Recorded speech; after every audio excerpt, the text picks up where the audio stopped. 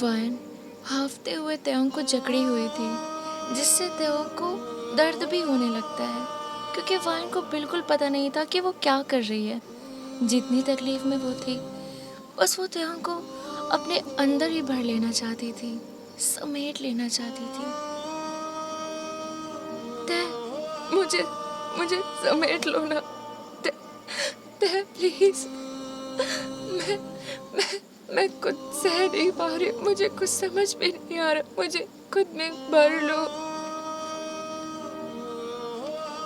अचानक त्योंग गुस्से से वान को धक्का दे देता है। वान त्योंग के शरीर के ऊपर ही डिपेंडेंट थी उस टाइम पे। मतलब वान खड़े होने की हालत में नहीं थी, वो कांप रही थी बहुत ज़्यादा। वो त्योंग को गले लगाई हुई थी, तो उसे ऐसे पकड़ चुकी थी कि मानो त्योंग ही उसका सहारा है। पर जब त्योंग वान को धक्का दे देता है तो वान सीधा ज़मीन पर गिर जाती है और उसका सर ज़मीन से जोर से टकराता है। और ज़मीन से सर टकराते ही वान के कान में सनने की आवाज़ें आने लगती है। और जब वान ऐसे अपना सर पकड़ के उठती है और चारों तरफ देखती है तो उसे कुछ भी दिखाई नहीं देता, सब धुंधला धुंधला सा दिखता है। फिर उसके बाद अचानक उसके आंखों के सामने हर जगह पर अंधेरा छा जाता है, काला घना अंधेरा। वान का पूरा दिमाग ब्लैंक हो चुका था। वो चारों तरफ देखने लगी पर उसे कुछ भी दिखाई नहीं दे रहा था। आर्मी, मैंने पहले ही बताया था कि जब वो त्योंग को गले लगाई थी तो उसे मतलब बहुत ज़्यादा मेंटल ट्रॉमा था। वायन मेंटल ट्रॉमा से जूझ रही थी उस टाइम पे।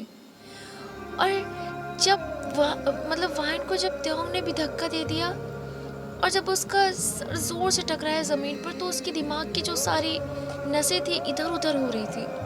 पहले ही वायन उसको त्योंग को कह रही थी कि वो उसे जोर से पकड़ ले। उसे लग रहा है ऐसा कि मानो उसका दिमाग फट जाएगा, उसके दिमाग की सारी नसें फट रही है।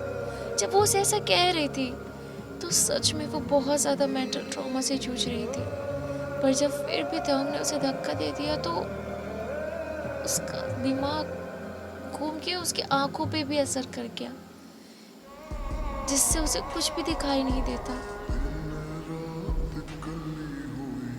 वायन जमीन पर हाथ फेरने लगती है। उसे कुछ समझ नहीं आ रहा था कि वो आखिर क्यों कुछ देख नहीं पा रही। वो त्योंग को ढूंढ रही थी उस समय। वो जमीन को ऐसे हाथों से छूते छूते महसूस करते करते त्योंग के पैरों को पा लेती है और त्योंग के पैरों को जकड़ लेती है। उसके पैरों को अपने सीने से लगाकर उसे जोर से जकड़ लेती है। त्योंग, त्योंग, त्योंग, मुझे कुछ भी दिखाई नहीं दे रहा था। कुछ भी दिखाई नहीं दे रहा। मैं कुछ देख क्यों नहीं पा रही? सब अंधेरा सा है। मुझे डर लग रहा है। डर लग रहा है, मुझे कुछ दिखाई नहीं दे रहा था।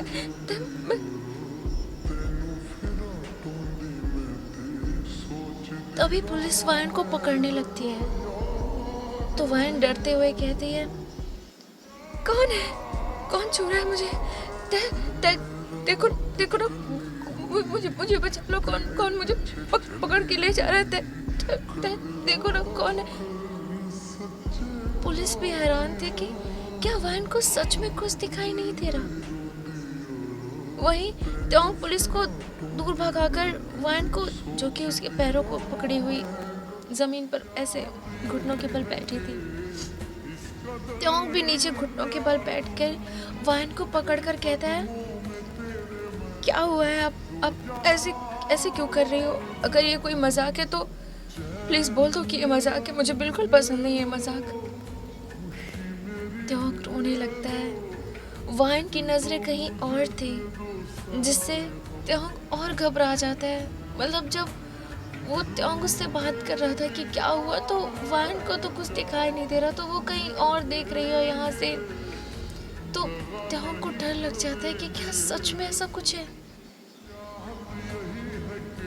बॉस, मैं यहाँ हूँ। यहाँ देखो मेरी तरफ, मैं यहाँ पे हूँ, इस तरफ देखो ना। वाइन चिड़चिड़ाने लगती है, चिड़चिड़ी हो जाती है। उसका दम घुट रहा था उस अंधेरे में। वो चाह कर भी त्योंग को नहीं देख पा रही थी। अ, मैं कहाँ देखूँ तय, कहाँ देखूँ मैं? मुझे तुम दिखाई दो तब तो देखूँ मैं।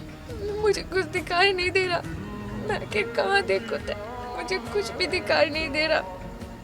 तय, तय, मुझे घुटन हो रही है। मेरी सांस रुक रही है तय।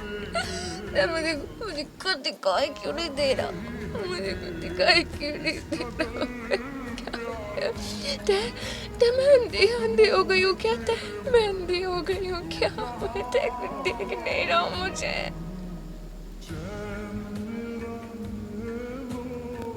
वाइन छटपटा रही थी क्योंकि अचानक जब कुछ कुछ दिखना ही बंद हो जाए तो एक घुटन सी महसूस होती, बेचैनी सी। त्योंग वाइन को जोर से गले लगा लेता है। नहीं बॉस, आपको कुछ नहीं होगा। ऐसा कुछ नहीं हुआ, ऐसा मत बोलो। मैं हूं ना। तभी यूरी त्योंग को वाइन से दूर करते हुए कहती है, त्योंग ये क्या कर रहे हो? अरे ये सब नाटक कर रही है, चालें चल रही है ताकि इसे जेल ना जाकर हॉस्पिटल ले जाया जाए और वो वहां से रफू चक्कर हो जाए, ठीक है? तो तुम इसके बहकावे में मत आओ। त्योंग थोड़ा देर चुप था, फिर कहता है, बॉस नाटक नहीं कर सकती ऐसे। यूरी आके घुमाकर कहती है, अरे त्योंग जो तुम्हारे साथ इतने समय से नाटक कर रही थी प्यार का, ये उसके लिए ये छोटा सा नाटक कौन सी बड़ी बात है?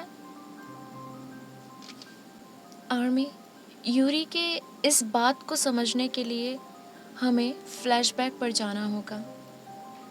फ्लैशबैक।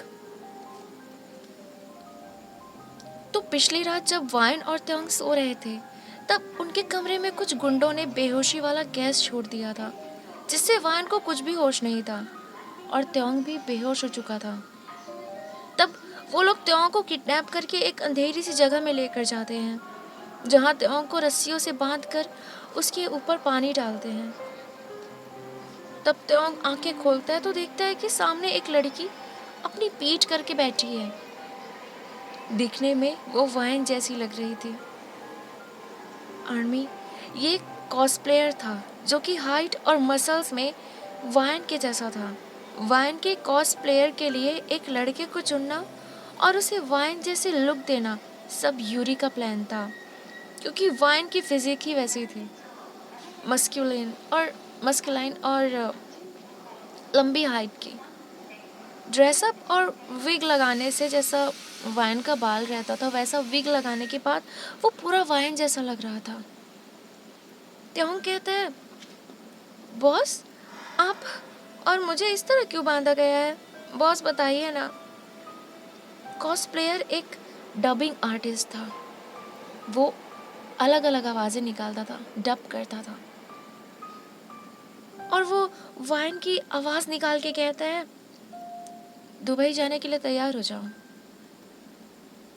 त्योंग सोचता है कि ये कोई वाइन का सरप्राइज़ है और वो स्माइल के साथ कहता है, तो ये बात है, आप भी ना, उसके लिए मुझे इतना क्यों डराया आपने बॉस? मैं बहुत डर गया था। तभी वाइन का वो कॉस्प्लेयर कहता है, ए चुप कर, तू दुबई में बिकने के लिए जा रहा है, समझा? ये तुम सब इसे तैयार करो और एक क्लाइंट आ रहा है, इसको टेस्ट करेगा, फिर इसे सब लड़कों के साथ बंद कर देना, फिर कल ही सारे लड़कों के साथ ये भी दुबई उड़ जाएगा। त्योंग को ये सब एक सपने की तरह लग रहा था, एक सपना। मतलब उसे कुछ समझ में नहीं आ रहा था कि ये हो क्या रहा है। बॉस ये आप क्या कर रही है? मजाक खत्म भी करो, मुझे डर लग रहा है। बॉस बॉस आप तो मुझसे प्यार करती हो ना? बॉस मुझे छोड़कर मत जाओ। बॉस मुझे आपके सिवा कोई छुए तो मुझे बिल्कुल अच्छा नहीं लगता, मुझे बहुत बुरा लगता है। बॉस बॉस मुझे कहाँ छोड़ के जाए? बॉस रुको ना, मुझे डर लग रहा है, मुझे मुझे मत छोड़ के जाओ, मुझे बहुत डर लग रहा है। बॉस बॉस मुझे मत ले जाओ। त्योंग जोर जोर से रोने लगता है। वो वाइन का कॉस्प्लेयर अपना चेहरा टोपी से ढका हुआ था और वहां से चला गया। त्योंग जोर जोर से आवाज लगाता है, बॉस, बॉस, ये सब मजाक है ना। मुझे बहुत डर लग रहा है, मुझे बहुत डर लग रहा है। तभी सब गुंडे बाहर चले जाते हैं और फिर एक हट्टा कट्टा लड़का आता है जो कि त्योंग के साथ जबरदस्ती करता है, उसके साथ फिजिकल होता है और उसे बहुत टॉर्चर करता है। त्योंग बहुत रोता है, बहुत ज्यादा। इसके बाद वो गुंडे त्योंग के हाथों में जंजीर बांधकर उन 20 लड़कों के साथ छोड़ देते हैं जिन लड़कों को हैरेस होने के नाटक के लिए जंगकुक लेके आया था। अब यहाँ पे फ्लैशबैक रिटर्न होता है, मतलब फ्लैशबैक से हम वापस देखते हैं, कहानी में वापस आते हैं। ये पहले की बात थी। तो आर्मी अब वापस कहानी में आते हैं। तो यूरी ने इतना बड़ा खेल रचाया था ताकि त्योंग भी वाइन के खिलाफ होकर वाइन के खिलाफ गवाही दे और वाइन को कोई भी ना बचा सके। वाइन के मैनेजर मिस्टर ली को सुबह ही गिरफ्तार कर जेल में बंद कर दिया गया था। यूरी जानती थी कि अगर मिस्टर ली बाहर रहे तो वो वाइन को जरूर बचा लेंगे, इसलिए उसने मिस्टर ली को भी उस झूठे केस में फंसाकर अंदर करा दिया था। और जंगकुक तो बंद था, किडनैप कर लिया था, यूरी ने उसे किडनैप करवा लिया था। अब वाइन को बचाने वाला कोई नहीं था, पर वाइन की हालत त्योंग से देखी नहीं जा रही थी और यूरी भी उसे भड़काने लगती है। त्योंग, इसने तुम्हारे साथ क्या क्या नहीं किया और तुम इसे गले लगा रहे हो? अरे ये अंधे होने का नाटक कर रही है, बस ये कोई अंधी वंधी नहीं हुई है, ये तो पूरी दुनिया को अंधी कर दे, ये अंधी होगी। त्योंग यूरी को चिल्ला कर कहता है, यूरी, बॉस को कुछ नहीं हुआ है, वो अंधी नहीं है, ऐसे शब्द का इस्तेमाल ना करो तो बेहतर है। वो ठीक है, अंधी नहीं है, अंधी मत बोलो। वाइन बेचैन थी, उसका दम घुट रहा था, अंदर से बहुत तड़प रही थी वो, और उसके फेस पे भी दिख रहा था साफ साफ कि वो पूरी खोखली हो चुकी थी। तै, तै, तै, क्या मैं कभी नहीं देख पाऊंगी, मैं तुम्हें कभी नहीं देख पाऊंगी। तै, तै, हाँ, मेरी आंखें, मैं अंधी हो गई हूँ क्या? तै, मैं अंधी हो गई हूँ, मैं अंधी हो गई हूँ, मैं तुम्हें नहीं देख पाऊंगी, मैं अंधी हो गई हूँ क्या? तभी त्योंग वाइन को सहलाते हुए कहते हैं, कुछ नहीं हुआ है आपको, कुछ नहीं हुआ है, बस थोड़ी सी दिक्कत होगी, डॉक्टर को दिखाएंगे ना, ठीक हो जाएगा। पुलिस वाइन को त्योंग से छीनकर गिरफ्तार करने लगती है। इंस्पेक्टर, मेरी बॉस की हालत ठीक नहीं है, उन्हें जरूरत है मेरी। अरे मिस्टर, आपके साथ इतना बुरा करने वाली को अब भी आप इतनी इज्जत कैसे दे सकते हैं? हमें इन्हें ले जाने दीजिए, हम वही देख लेंगे कि ये नाटक कर रही हैं या नहीं। त्योंग भी वो पिछली बातें याद कर एक बार फिर पत्थर दिल का बन गया और अपनी आंखें बंद कर लिया, क्योंकि वो वाइन को तकलीफ में नहीं देख पा रहा था। और एक तरफ वाइन की ये सारी झूठी बातें जो यूरी ने इतना बड़ा खेल रचाया था, उससे त्योंग भी भटक जाता है। लेकिन त्योंग को यहाँ भटकना नहीं चाहिए था, उसे उसकी वाइन पे विश्वास करना चाहिए था।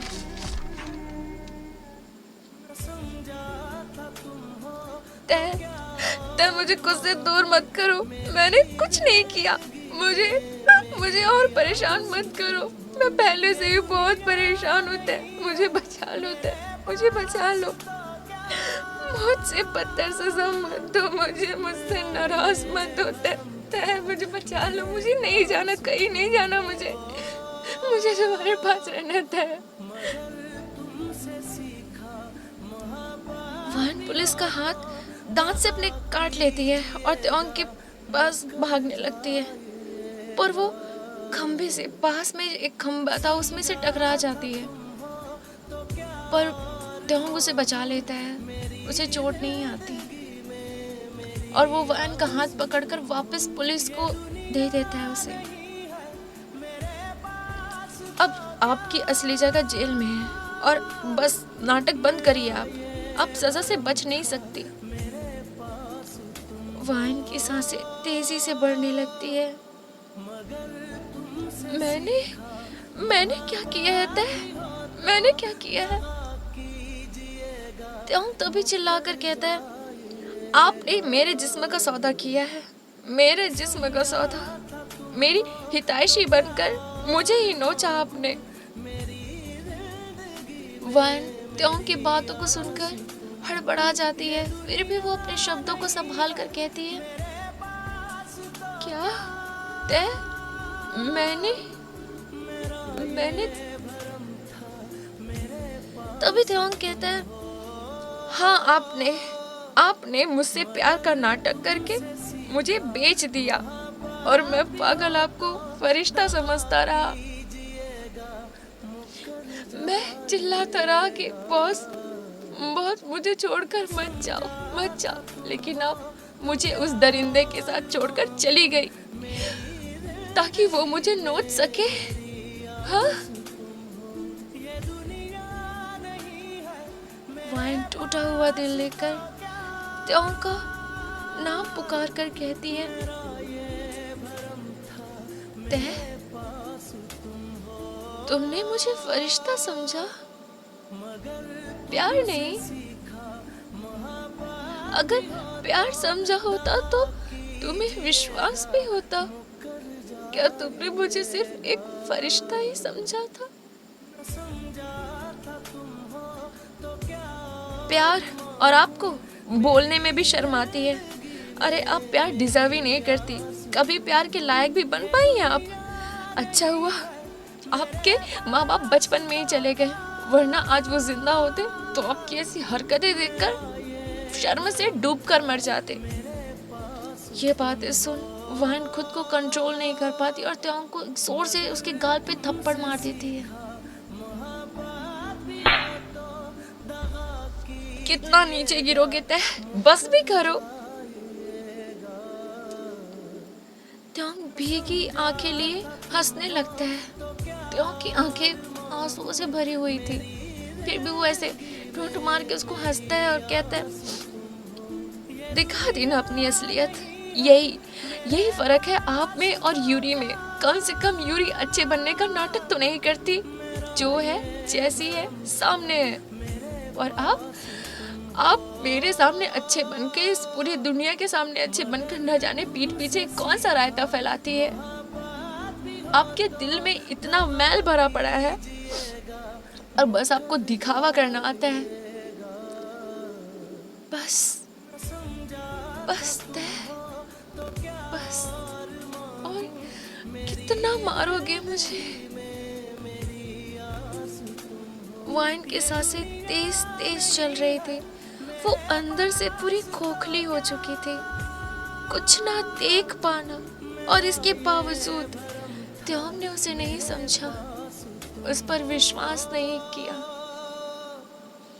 और उसकी बहन जिसको उसने पाल पोस कर उतना बड़ा किया, उसका ऐसे बर्ताव और सब कुछ उससे छिन जाना, उसके ऊपर इतना घिनौना इल्जाम लगना,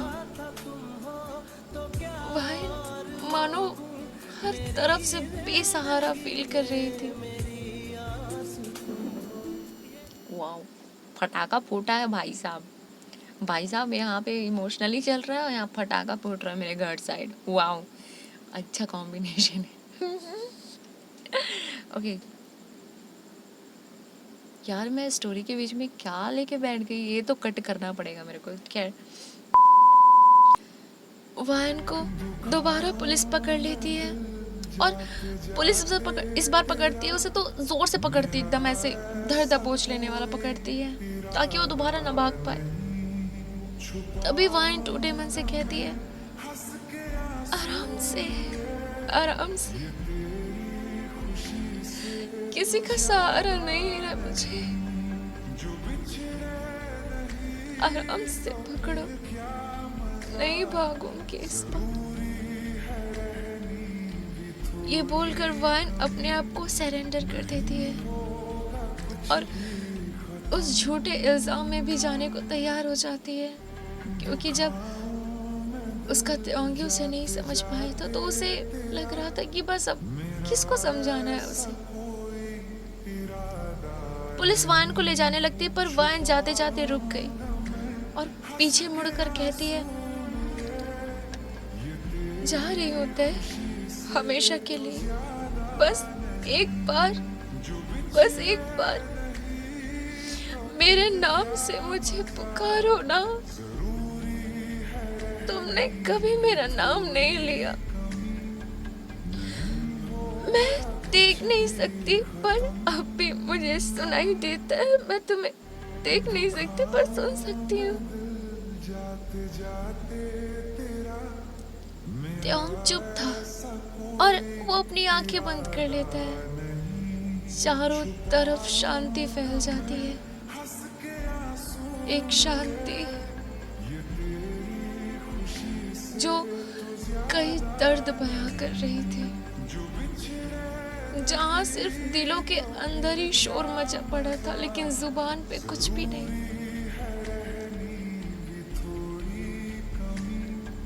एक आखिरी बार तय, इसके बाद मुझे मौत भी बड़े सुकून से आएगी। मेरी आखिरी ख्वाहिश पूरी कर दो। ज्यादा बड़ी ख्वाहिश नहीं है मेरी जिंदगी में, मैंने कभी नहीं कुछ मांगा, पर आज मैं किसी से कुछ मांग रही हूँ। एक बार मेरे नाम से मुझे पुकार लो, एक बार मेरी ख्वाहिश पूरी कर दो। त्योंग की आंखों से आंसू बह रहे थे, पर वो फिर भी भारी दिल करके कहता है, नहीं, अगर आपका नाम पुकारने से आपको सुकून मिलेगा तो नहीं पुकारूंगा मैं आपका नाम।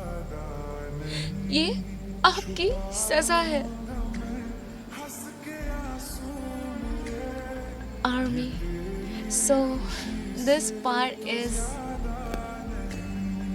for, मैं ना सच कह रही हूँ, आगे मैं क्या ही बोलूँ, ये पार्ट बहुत ज़्यादा डीप था, आई नो दैट। एंड मैं सच कहूँ तो मुझे ऐसी स्टोरीज लिखना थोड़ा अच्छा लगता है, इमोशनली बैड। मैं क्या बोलूँ, मैंने रिकॉर्डिंग करते करते ही बहुत कुछ फील कर लिया, एंड स्टिल मच्छर बहुत काट रहे हैं यार। सच में क्या बताऊँ मैं, हे भगवान, मैं कब अमीर बनूंगी, कब मैं करोड़ों छापूंगी। ऐसी स्टोरीज बना के तो मैं छाप चुकी करोड़ों। Okay army, so thank you so much for watching this video and like this video if you liked it. Like करना पड़ेगा, करो, पसंद करो या ना करो, कर दो, लाइक कर दो।